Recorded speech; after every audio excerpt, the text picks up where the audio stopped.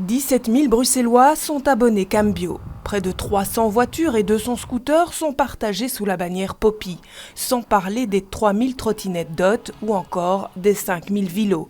Avec la crise du coronavirus, tous ces opérateurs ont renforcé le nettoyage de leurs véhicules, mais demandent aussi à leurs clients de prendre eux-mêmes leurs précautions. On a donné des gants à nos équipes de terrain pour pouvoir travailler avec des gants pour les rassurer eux-mêmes et on essaye de nettoyer les véhicules quand on opère un véhicule, donc quand on a une intervention dessus.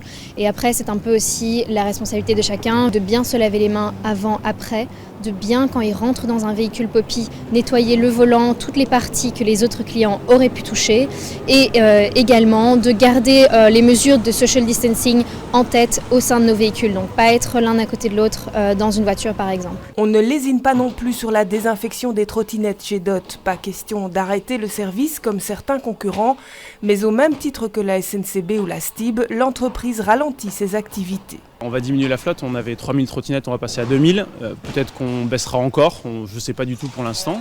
Même chose pour nos équipes où on ralentit là aussi fortement l'activité. Et les mesures de confinement se ressentent déjà chez Cambio, actuellement à peine la moitié de sa flotte circule. Le message de Cambio est clair, c'est restez chez vous, donc on n'incite absolument pas à utiliser nos voitures.